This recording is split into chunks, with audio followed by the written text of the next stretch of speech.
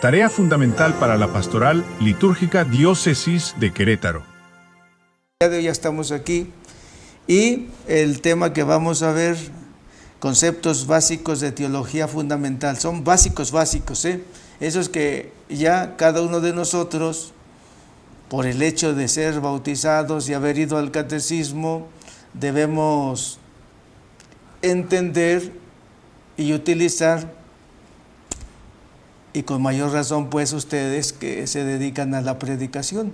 Entonces, ¿cómo utilizarlos y cómo utilizarlos adecuadamente? ¿Sí? Son 10 conceptos, no son los únicos, 10 para que nos alcance el tiempo y poder reconocer. En este tema, si estamos en teología y en teología fundamental, el primer concepto es Dios. ¿Qué estudia la teología? Es el estudio racional sobre Dios, dijimos, ¿no? Entonces, la teología fundamental, recuerden que busca esa relación entre la razón del hombre y la fe. A Dios hay que entenderlo como una realidad existente, pero también hay que entenderlo, y la teología como ciencia pues tiene que hacerlo a través de su método científico, y también tiene que, hasta la parte que le toca en la racionalidad, pero llega un momento en donde la razón, en un momento en donde la ciencia ya no da más, y entonces es donde entramos en la dimensión de la fe. Pero ahí está, tenemos Dios, hombre y creación. Son 3 realidades. Y recordemos a la pregunta que les he hecho: ¿en qué Dios creemos los cristianos? Y la respuesta es, los cristianos creemos en Dios uno y trino. No es Dios solamente, sino Dios Padre, Dios Hijo y Dios Espíritu Santo. Hay que recordar siempre eso.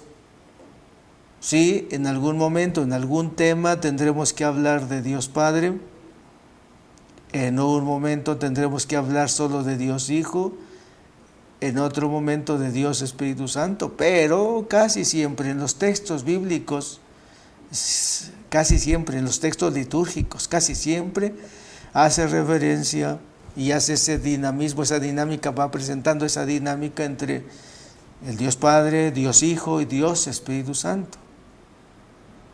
En otras ocasiones hemos dicho, en la liturgia Dios actúa.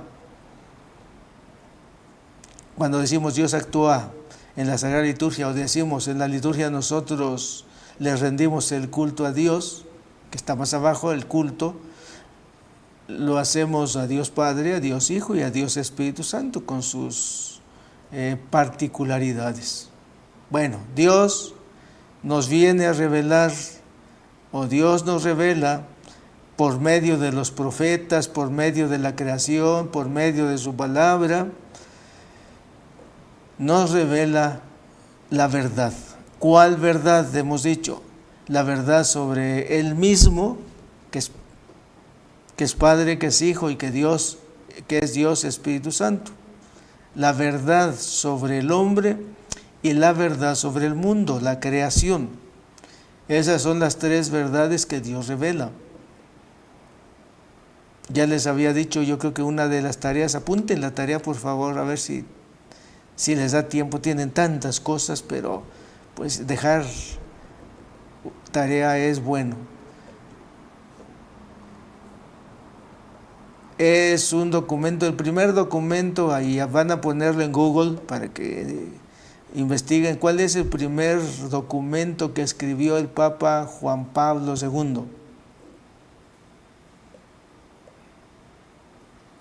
En ese documento habla la verdad sobre Dios, la verdad sobre el hombre y la verdad sobre el mundo. ¿Sí? Bueno, esa es la tarea. Apúntenle allí, por favor. Santo Tomás, recuerden, en la Suma Teológica también hace referencia a la verdad sobre Dios, sobre el hombre y sobre el mundo. El Catecismo de la Iglesia Católica también vuelve a tomar ese esquema cuando hablamos de teología fundamental. Bueno, Dios nos revela, ese es el punto 4, la revelación. Dios nos revela estas verdades, en donde dijimos las fuentes de la revelación, ya hay que saberlas. Dios se revela a través de su palabra, Dios se revela a través de la creación, Dios se revela también en la tradición, que son las fuentes de la revelación, dijimos, la Sagrada Escritura, la creación, la tradición, que no es otra cosa sino la liturgia, el número 9 que tenemos allí, que es la Sagrada Tradición, y también en el Magisterio.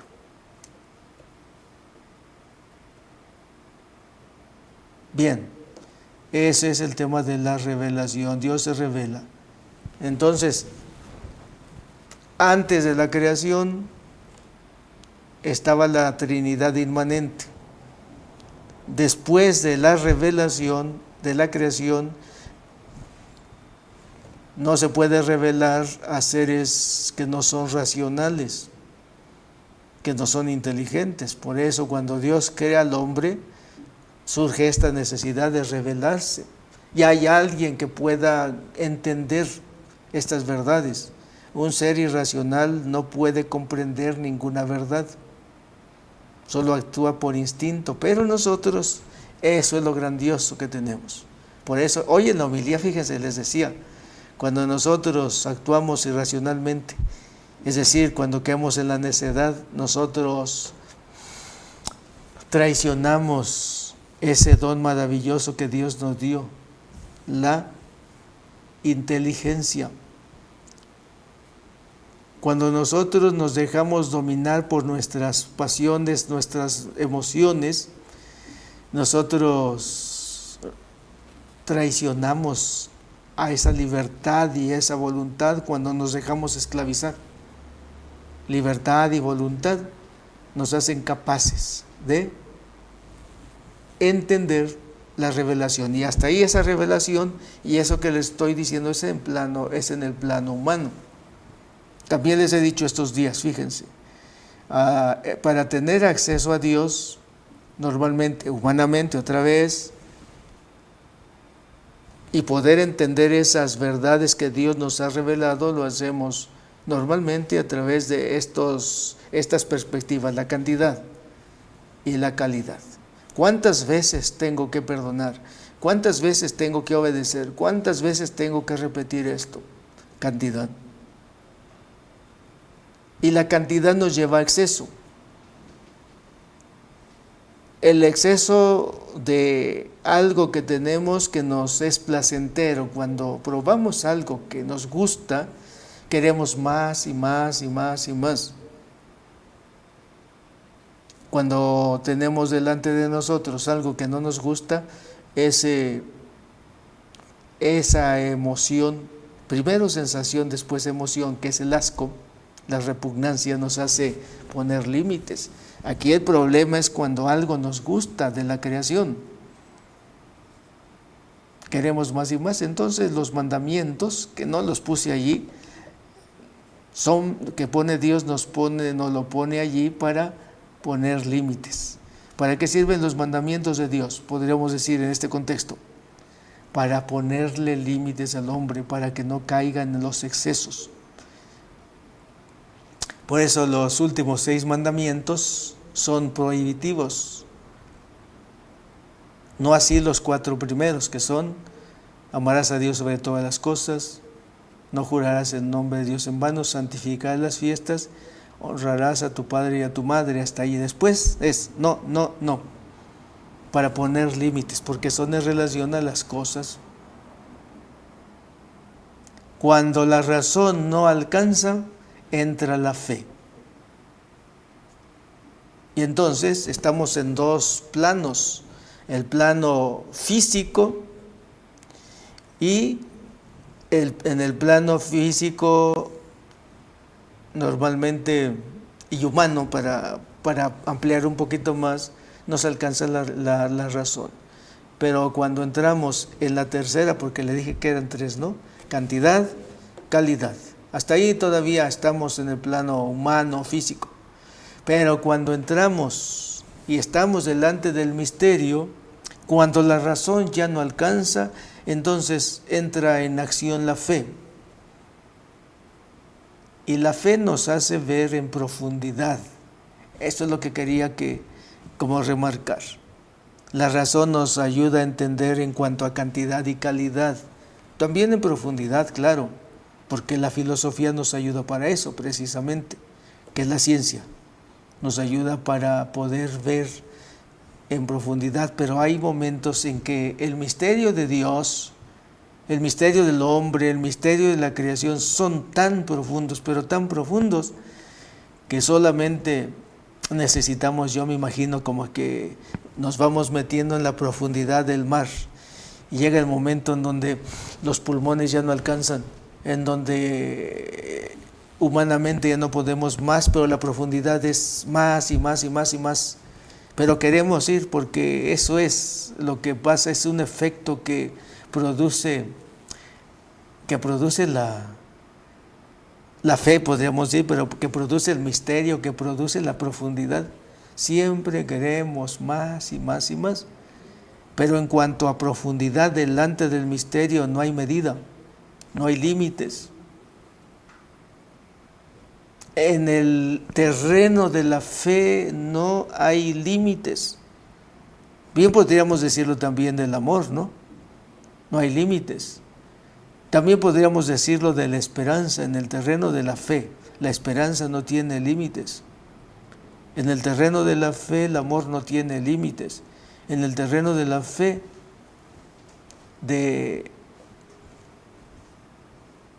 nada tiene límites, porque se trata de meterse en la profundidad del misterio de Dios, en el misterio del hombre. Cuando alguien piensa, habrá algún filósofo que diga, no sé si hay alguno que haya dicho alguna vez, que ya agotó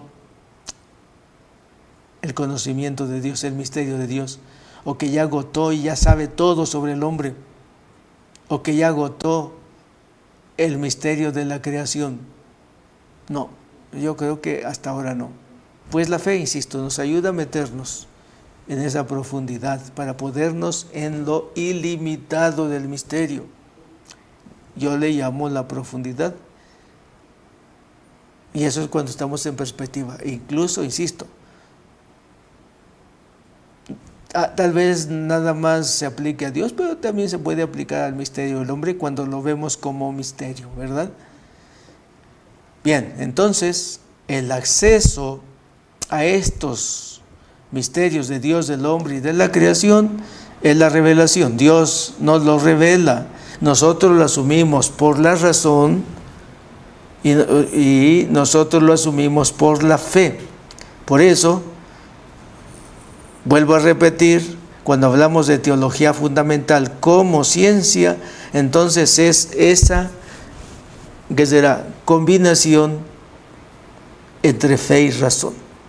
Y bien podría ponerle ahí si es necesario para entender, y si me falta ese concepto se lo ponemos, ¿no? Razón. Ahí está.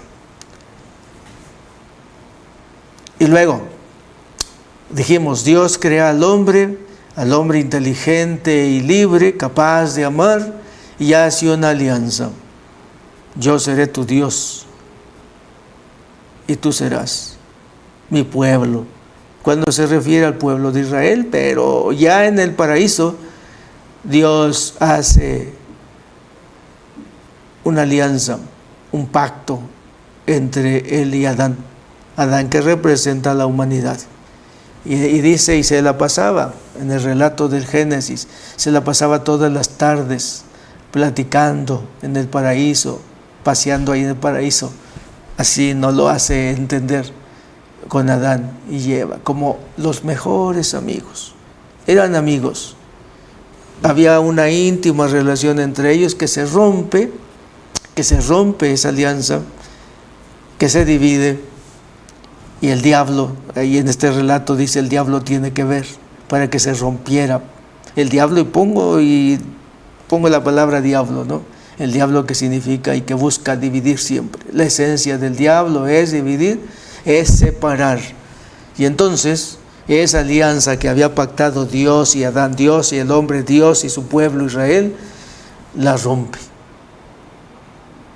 Hay una ruptura, se rompe esa amistad. Y entonces viene el concepto religión. Religión viene de dos palabras en latín, re y ligare. Re y ligare. Ligare significa pues algo que está unido, ligado.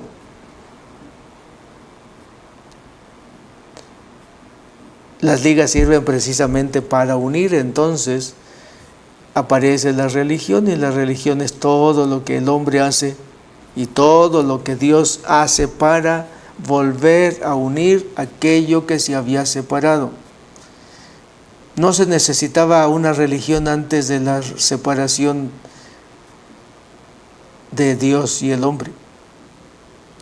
La religión surge por necesidad. Es algo necesario. La religión tiene como finalidad esencial unir algo que está separado,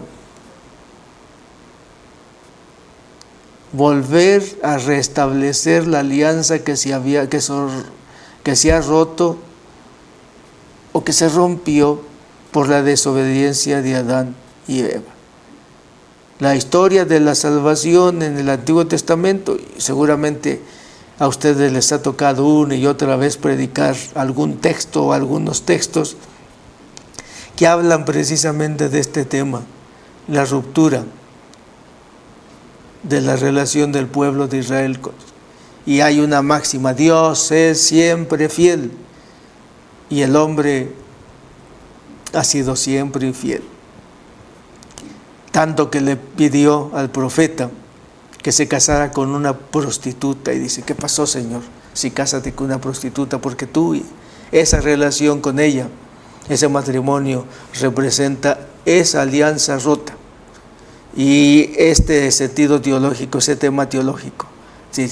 Dios siempre ha sido fiel, Dios ha sido siempre fiel como el profeta, y dice, y tiene que sufrir en el corazón, tiene que sufrir ver que su mujer se prostituye, la mujer que representa al pueblo de Israel, que se prostituye con otros dioses.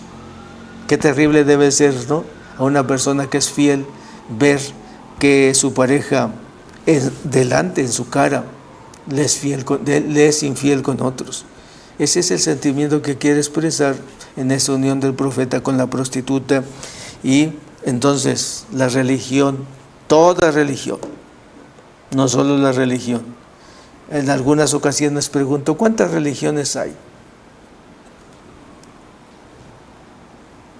En sentido estricto hablamos de dos.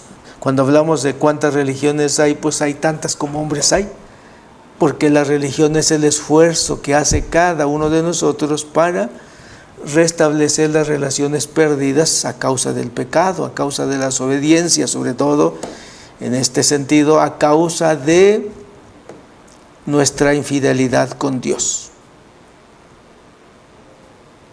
Y otra cosa es cuando preguntamos cuántas religiones reconocidas hay. Entonces ya se aminora el número, ¿no?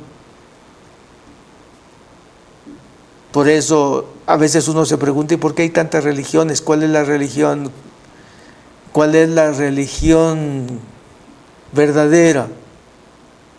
Cuando hablamos de una religión verdadera, pues a lo mejor tenemos que decir, la religión verdadera es aquella que logra y que busca, sin perderse, restablecer la relación con Dios, pero con Dios verdadero, a este Dios uno y trino, al Dios que nos respaldó Jesucristo.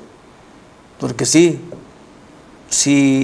decimos que toda religión, así en general, es aquellos medios que buscamos para relacionarnos con un ser trascendente, el riesgo es que a cualquier cosa le pongamos el nombre de Dios y lo reconocemos y lo adoremos como Dios. Aquí estamos en el presupuesto y en el contexto cristiano, que adoramos al Dios uno y trino. Entonces, hablamos por eso de nuestra religión. La otra pregunta, cuando hablamos de religión verdadera, pues decimos, toda aquella que logre comunicarse con el Dios verdadero, pues no podemos decir que es una falsa. Aquí se trataría de hacer la tercera pregunta en este sentido. ¿Cuál es la religión más eficaz, verdadera y eficaz? Es decir, la que nos ofrezca los medios más eficaces, más fáciles, más a la mano para poder lograr esta relación, para restablecer la relación con Dios. Y entonces es lo que la Iglesia Católica dice.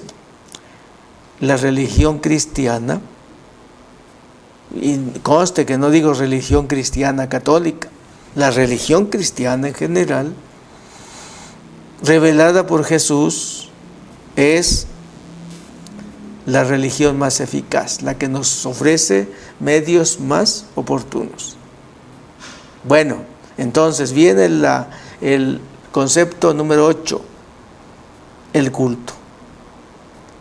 Entonces, ¿qué es el culto? Es el homenaje que el hombre le rinde a Dios, el reconocimiento público el reconocimiento que el hombre le rinde a Dios. Hasta ahí nos quedamos. Yo reconozco que Dios existe porque así lo reveló, yo lo entiendo, yo lo asumo por la fe, yo hago una alianza, en algunas ocasiones he sido infiel, se rompe. Entonces, si no hay religión, no hay culto, pero si no hay alianza, tampoco, pero si no hay fe y si no hay revelación, no hay. Culto es, entonces, el homenaje, el reconocimiento que el hombre le rinde a Dios. Ese es el culto. Por eso, en alguna definición que tenemos clásica, dice, ¿qué es el culto? Es una parte de la religión. Por eso cuando hablamos de religión, dice, las prácticas de la religión,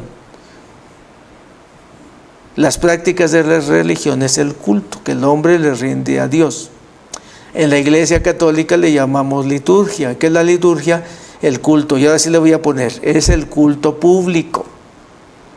Porque cuando hablamos de liturgia, hablamos de culto público y culto privado. El culto público es la liturgia. Y la liturgia es el culto público, el homenaje que la Iglesia le rinde a Dios. Es la comunidad, no solo la persona. El culto privado es el culto que yo personalmente le rindo a Dios. La liturgia es el culto oficial de la Iglesia. Todos juntos le ofrecemos el culto a Dios. Y se lo ofrecemos con medios muy concretos, signos y símbolos. Y esos signos y símbolos son los sacramentos y los sacramentales, la liturgia de las horas. Sacramentos, sacramentales, liturgia de las horas. Y lo más concreto de la religión es la Iglesia, nuestra Iglesia, la Iglesia Católica. Entonces la Iglesia Católica le rinde el culto a Dios a través de la liturgia. La liturgia es los sacramentos sacramentales. Entonces la liturgia es el culto que le rendimos, o sea, a nivel comunitario, culto oficial de la Iglesia, a nivel particular, de mi parte solamente, en este campo amplio de la religión. ¿Por qué? Porque nosotros nos hemos aceptado, nos hemos bautizado, y el signo de que nosotros hemos hecho esa alianza con Dios es cuando aceptamos bautizarnos. Y entonces tenemos acceso a Dios a través de la razón, a través de la fe. ¿A qué? Acceso a la revelación. La revelación es el medio, ¿sí?, para que nosotros conozcamos a Dios. Y entonces Dios, hombre y creación son una realidad, no son un concepto, una realidad.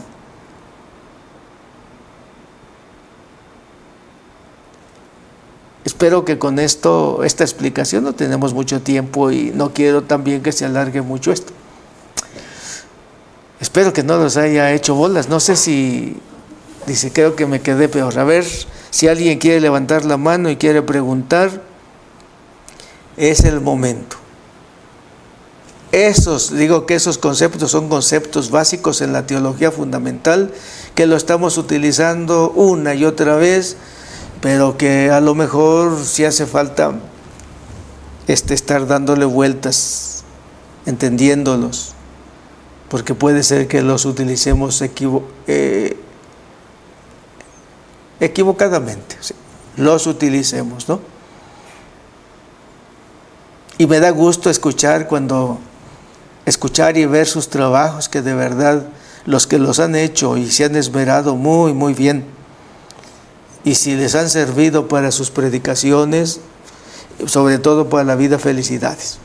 Estos 10 términos hay que, insisto, utilizarlos adecuadamente en la vida, en la predicación.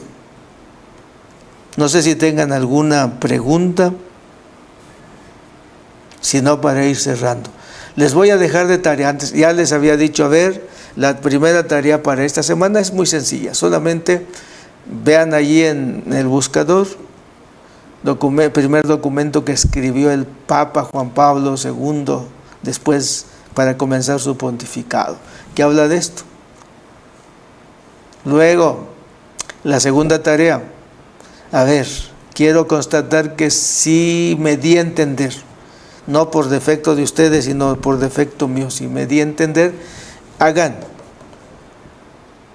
unos apuntes, mándenme los apuntes de esto, lo que se les pegó, porque a mí me interesa, a ver, ¿con qué te quedaste?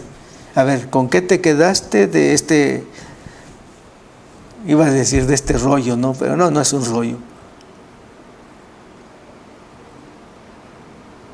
Es importante para mí ver, y a partir de lo que me manden ustedes, hagan un apunte de lo que escucharon, y solamente, insisto, en el orden que traten de ponerle orden, de explicarlo como lo entendieron, mándenmelo, yo veo, y de hoy en 8 sabré si tengo que darle vueltas una vez más, si tengo que especificar algo, o ya nos pasamos a lo siguiente. Lo importante es que, insisto, esto les sirva a ustedes.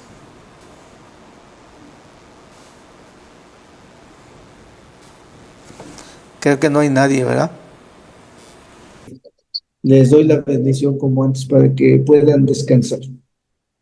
El Señor esté con ustedes y la bendición de Dios Todopoderoso, Padre, Hijo y Espíritu Santo, descienda sobre ustedes, sobre su familia y permanezca para siempre. Amén. Que pasen buena noche. Tarea fundamental para la Pastoral Litúrgica Diócesis de Querétaro.